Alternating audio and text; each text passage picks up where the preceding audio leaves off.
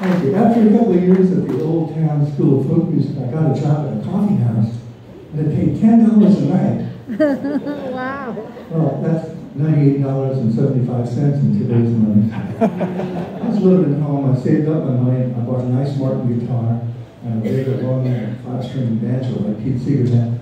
And they came with hard-shell cases, and I was really excited about that because I looked like a professional musician walking down the street. And after the coffee house gig, I walked down Rush Street to the Gate of Corn, where all the big-time folk singers like Josh White and Odetta played. And one night I walked in the Gate of Corn, and there's a jam session going on with the Limelighters and Theodore DeKelp. And I walked in the door with my instruments, and Alex Hosselov from the Limelighters saw me and said, "What do you got there, kid?"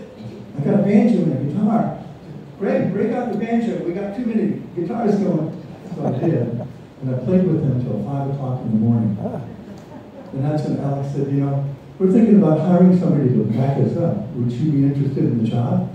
I said, "Sure." He said, "Okay, take this album home and learn all the songs, and meet us back tomorrow at 1 o'clock. So I took the album home, put it on very quietly so I wouldn't wake up my parents. Unfortunately, there were 5 or 6 songs I already knew. They were Bob Gibson songs, and I knew all his stuff. So the next day I went to the audition, and I was a little shaky, but I got through it. And Alex said, "Great, you got the job. When can you start?" I said, "I get out of high school in June." "Wait a minute, didn't we meet you in a bar last night?" I said, "Yeah, this is Chicago, man." I said, "Well, that's going to work out because we're going to record an album for RCA in June, and we'd like to have you on that at least." So they went back to California, and I went back to high school. And it's a long time between February and June in Chicago, even if you're not in high school. I kind of forgot about the whole thing. Got a long-distance call from California. That was a big deal back then. My mother handed me the phone. It was Alex Hosselov. He said, "Do you remember me?" I said, "Yeah."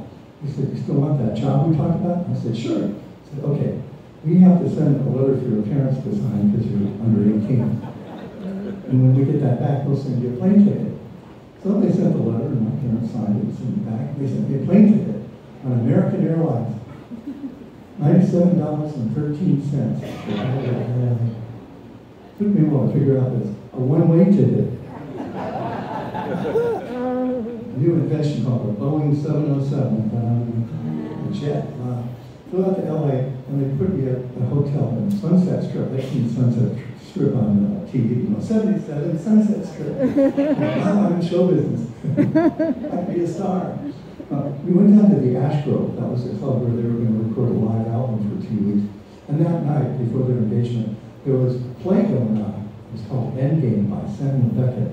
It was a one-act play with 4 characters, and 2 of them were in garbage cans, a man and a woman. And they pop up and say their lines and pop back down.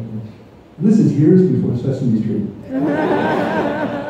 So I stuck around till the end of the play, and I met the man who had been in the garbage can. He was a young actor named David Crosby. Yeah.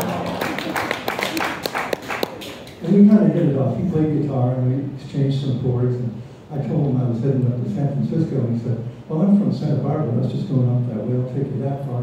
So we did, and put me up for the night, and his mother made us lamb and avocado sandwiches. They were delicious. I didn't taste avocado in Chicago. So I bought myself another one-way ticket on a Greyhound bus. And it broke down halfway to San Francisco. But I got there about 1:30 in the morning, and I started hanging out at the Hungry Eye because I'd seen it on an album cover. I thought it'd be a good place to hang out. And the folk community was so small back then that if you wanted to get a hold of somebody, all you had to do was call one of the clubs, like the Gate of Corn in Chicago or the Hungry Eye in San Francisco. And that's what happened. Somebody from the Chad Mitchell Trio had heard about me working with the Limelighters, and they needed somebody to back them up. So they sent me another one-way ticket to New York. And Chad picked me up at the airport. And on the way into Manhattan, he said, "You know, we don't really have a trio anymore. One of the guys went back to college, so we have to look around the village to see if we can find somebody to film." So we went to Cafe One and the Gaslight Club. Dave Van Rock was there. He was after Chad Mitchell. It was a year before Bob Dylan got there, 1960. So we flew up to Boston, and we went to Club 47 in Cambridge.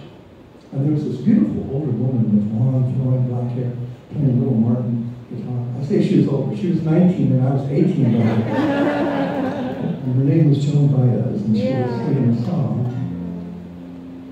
This was based on Homer's Ulysses about a man who went off to war and she wouldn't marry anybody until he came back. And we recorded this in the Birds album too. Oh, it's also on my Folk Den Project 20th anniversary.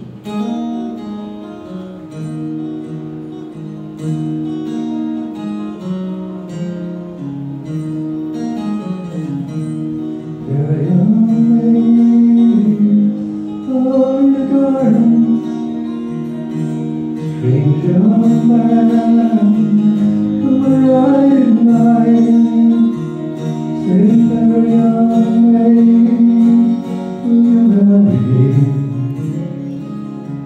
This kind sir was her reply. No, dear sir, I cannot believe me, for the night of love which lives a deep salt sea. Though he's been gone these 7 years, still no man shall marry me.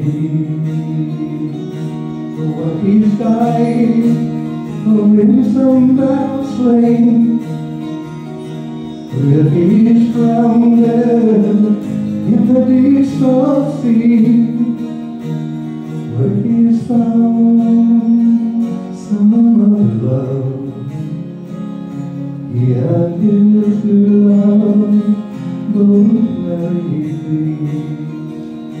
But if he's died in some battle slain, or if he's drowned in the deep salt sea, if he's found some other love, still no man shall marry me. He picked her up, in his arms, and kisses gave her 1, 2, and 3, saying we'd no more. My own true love, I am your long lost child.